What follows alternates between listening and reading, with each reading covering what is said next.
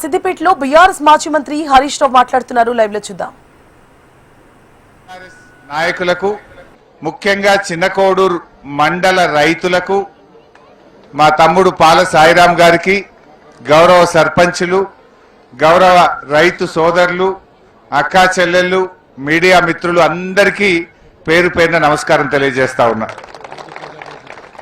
మాజీ ప్రజాప్రతినిధులు, వాస్తవానికి ఇది కేవలం చిన్నకోడూరు మండల పాదయాత్ర. ఇలా వేరే మండలం వాళ్ళు ఎవరు రాలే. ఓన్లీ చిన్నకోడూరు మండల రైతులందరూ కలిసి మా మండలంలోనే 2 రిజర్వాయర్లు ఉన్నాయి. అంతగిరి టు రంగనాయక సాగర్ మేం పాదయాత్ర పెట్టుకుంటాం, నువ్వు లాస్ట్కి వచ్చి మాట్లాడిపో హరీష్ అన్న అన్నారు. అంటే మీకు ఈ రంగనాయక సాగర్ నిండాలే, మా పంటలు పండాలే, ఈ కరువు వచ్చింది, కరువు కాలంలో రంగనాయక సాగర్ నిండాలనేటువంటి ఒక ఆకాంక్షతో ఒక నినాదంతో రేవంత్ రెడ్డి మీద కాంగ్రెస్ ప్రభుత్వం మీద ఒత్తిడి పెంచడానికి మా చిన్నకోడూరు రైతులందరూ కూడా స్వచ్ఛందంగా ఈ పాదయాత్రలో పాల్గొని ఈరోజు ఈ కార్యక్రమాన్ని నిర్వహించారు.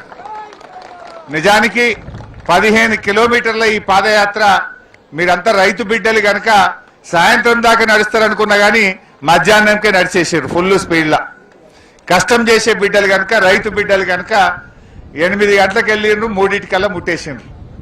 సో ఏది ఏమైనా ఇవాళ రేవంత్ రెడ్డి కళ్ళు తెరవాల్సింది ఒక్కటే, ఈ యాత్ర బీఆర్ఎస్ పార్టీ పెట్టింది కాదు. ఈ యాత్ర అచ్చంగా మా చిన్నకోడూరు మండల రైతుల పాదయాత్ర. రేవంత్ రెడ్డి నువ్వు కళ్ళు తెరగకపోతే రేపు అన్ని మండలాలు కూడా గిట్లే బయలుతాయి. రైతుల యొక్క కోపాగ్నిలో, రైతుల యొక్క కోపంలో నువ్వు మాడి మసైపోతావు. ఇప్పటికైనా కళ్ళు తెరువు రేవంత్ రెడ్డి అని చెప్పి నేను డిమాండ్ చేస్తా ఉన్నా. నిజంగా చెప్పాలంటే ఈ కరువు కాలం తెచ్చిన కరువు కాదు, ఇది కాంగ్రెస్ తెచ్చిన కరువు, రేవంత్ రెడ్డి తెచ్చిన కరువు. ఆనాడు మన కేసీఆర్ ఒక మాట చెప్పిండు, ముఖాన్ని మొగులుగు పెట్టి చూడాల్సిన అవసరం లేదు, కప్పతల్లి ఆటాడు అవసరం లేదు, ఊళ్ళే మన గుళ్ళో బిందెలు తీసుకుపోయి నీళ్లు పోసి అమ్మవారిని ప్రార్థించే రోజులు అవసరం లేదు. ఇక కాళేశ్వరం కట్కొత్తాలే, రంగనాయక సాగర్ నిండాలే, మీ పొలాలన్నీ పారాలన్నది నాడు కేసీఆర్ చెప్పిండు. నిజంగా అట్లనే 6 ఏండ్లు బారించుకున్నాం. పోయిన 6 ఏండ్లు కరువేందో మనకు తెలియదు. పోయిన 6 ఏండ్లు మీరు ఫోన్ చేసుడు, కాలువ గేట్లెత్తుడు, మీ ఊర్లలో పొలాలకు నీళ్ళొచ్చుడు, మీ చెరువులు ఎండాకాలంలో అలుగులు దుంకినాయి, మత్తళ్ళు దుంకిన చెరువులు చూసుకున్నాం. బ్రహ్మాండంగా 2 పంటలు కూడా పండించుకొని బతికినాం. కానీ ఈరోజు రేవంత్ రెడ్డి ఒక పగతో ప్రతీకారంతో కేసీఆర్ కాళేశ్వరం కట్టిండు, కేసీఆర్ కు మంచి పేరు వచ్చిందని చెప్పి ఇవాళ కాళేశ్వరం కట్టుకొత్తలేడు. ఏమన్నా అంటే ఏమంటాడు, కేసీఆర్ ను ఒకటే తిట్టిపోస్తా ఉన్నాడు. కేసీఆర్ ను తిట్టిపోస్తే నీళ్ళు వస్తాయా, ఎత్తిపోస్తే నీళ్ళు వస్తాయా? నువ్వు గోదావరిని ఎత్తిపోస్తే నీళ్ళు వస్తాయి రేవంత్ రెడ్డి, కేసీఆర్ ను తిట్టిపోస్తే నీళ్లు రావు.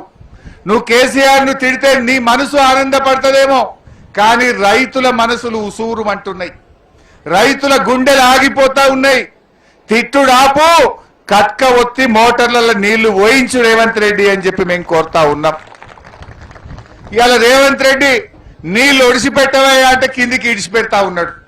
ఈయన కిందికి ఇడిచిపెట్టే ఆంధ్ర ఆయన చంద్రబాబు నాయుడు పట్టిసీమ మోటార్లు వస్తే ఆయన ఒడిసి పట్టుకుంటుండు, మనోడు ఇడిచిపెడుతుండు, చంద్రబాబు ఏమో ఒడిసిపడుతున్నాడు. మరి అలా మన ముఖ్యమంత్రి మన నీళ్లు ఎత్తుతాడా, కిందికి ఇడిచిపెట్టాడా? ఇడిచిపెట్టేటోడు మనోడు అవుతాడా? దయచేసి మీరు ఆలోచించండి. ఇవాళ రేవంత్ రెడ్డి 70 టీఎంసీల నీళ్లు మోటార్లు వత్తగా కిందికి ఇడిచిపెట్టిండు. గా 70 టీఎంసీలు ఎత్తుతే ఈ పాటికి రంగనాయక సాగర్ నిండుగా ఉంటుండే. ఎట్లున్నది రంగనాయక సాగర్? అటు చూస్తే చిన్నపోయింది, మొత్తం గుండ్లు రాళ్ళు, మా చంద్రలాపూర్ తాళ్ళన్నీ మళ్ళీ తేలినాయి.